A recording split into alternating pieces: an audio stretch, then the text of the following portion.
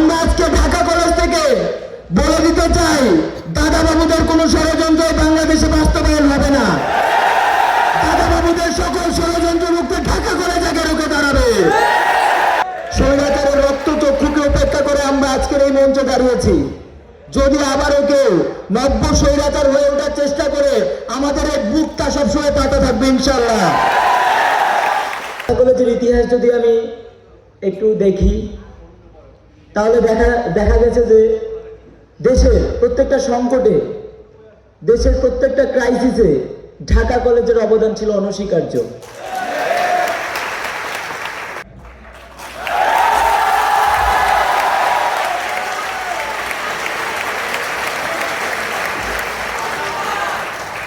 একটু স্লোগান দেওয়া যাবে?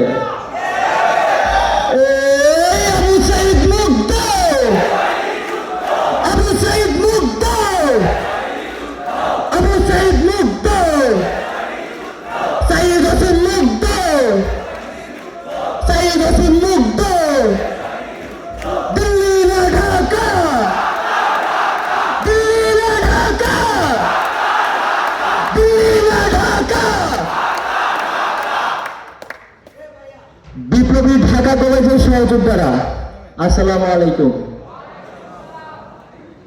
আমি সহযোদ্ধা বলেছি কারণ প্রত্যক্ষ এবং পরোক্ষভাবে রাজপথে ঢাকা কলেজের সহযোদ্ধাদের আমি পেয়েছি।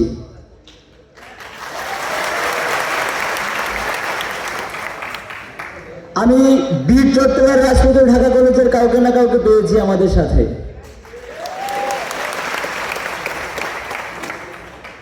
তো আজকের এই ঢাকা কলেজ কর্তৃক জুলাই অভ্যুত্থানে ঢাকা কলেজের অবদান অনুষ্ঠানে আমি শুরুতেই স্মরণ করছি যাদের আত্মত্যাগের বিনিময়ে, যাদের রক্তের বিনিময়ে, যাদের রক্তের উপর পাড়া দিয়ে আমরা আজকের এই মঞ্চে দাঁড়াতে পেরেছি, সেই সকল বীর সহযোদ্ধা শহীদ ভাইদেরকে, এবং যাদের একটা চোখের বিনিময়ে, যাদের একটা হাতের বিনিময়ে, যাদের একটা পায়ের বিনিময়ে আমরা আজকে একটা নতুন বাংলাদেশের স্বপ্ন দেখতে পাচ্ছি, তাদেরকে স্মরণ করছি। এবং অনেকেই আছে আপনাদের সন্তানেরা যারা এখনো হসপিটালের বেডে কাতরাচ্ছেন, অনেকে আছে যারা এখন চিকিৎসা পায় নাই, বা চিকিৎসা অর্ধেক পেয়েছে অর্ধেক পায় নাই, অনেকেরই বিদেশে যেতে হবে। তো সেই সকল সহযোদ্ধাদের দ্রুত সুস্থতা কামনা করছি, এবং যেন তাদেরকে দ্রুত সময়ের মধ্যে সুচিকিৎসা নিশ্চিত করা হয় সেই কামনা করছি। তো ঢাকা কলেজের সাথে আমি কিভাবে সংযুক্ত ছিলাম সেটা যেহেতু আজকে ঢাকা কলেজে আমার বলার সুযোগ হয়েছে, সেই সুযোগটা আর মিস করতে চাই না। যখন আন্দোলন চলছিল, আন্দোলনের মাঝামাঝি পর্যায়ে একটা ক্রাইসিস ক্রিয়েট হয়েছিল, একটা থেমে যাওয়ার ভাব ছিল। আপনাদের মনে আছে কিনা আমি জানি না। তো ঢাকা বিশ্ববিদ্যালয়ের সবার সাথে আমার ওরকমভাবে যোগাযোগটা সম্ভব হয়ে ওঠেনি। তো আমি ঢাকা কলেজের রাকিব ভাইকে সবসময় পেয়েছি।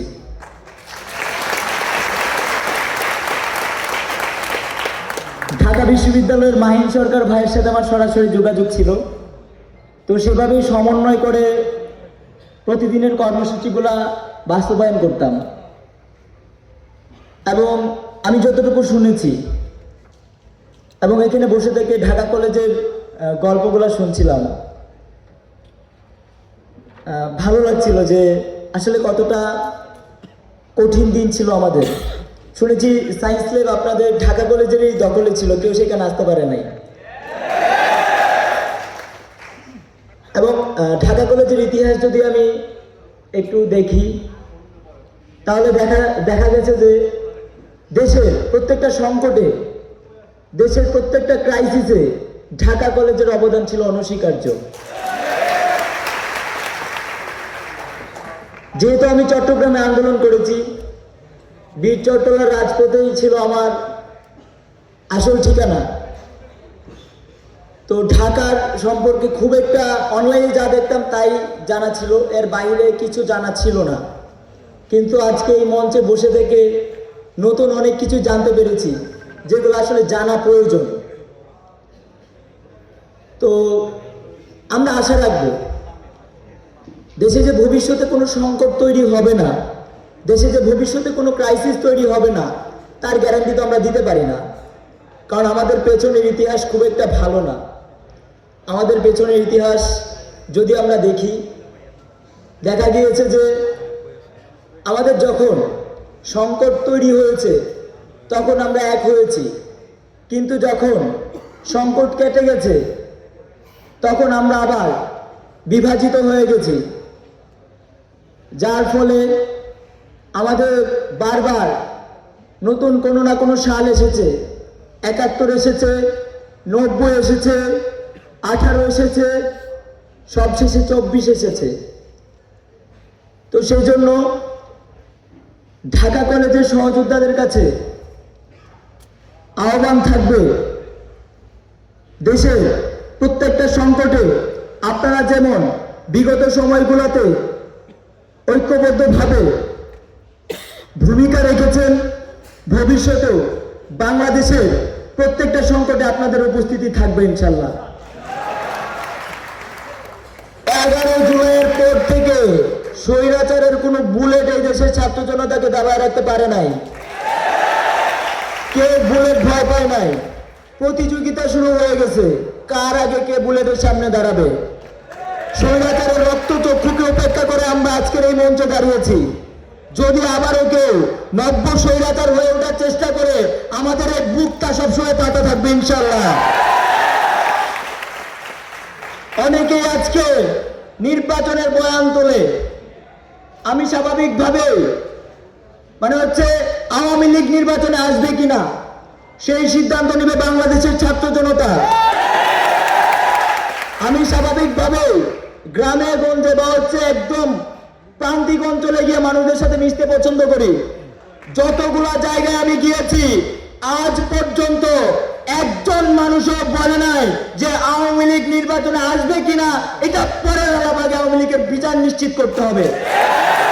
প্রত্যেকটা মানুষ গ্রামে গঞ্জে আনাচে কানাচে প্রত্যেকটা মানুষের চোখের দুশ্মন হচ্ছে আওয়ামী লীগ।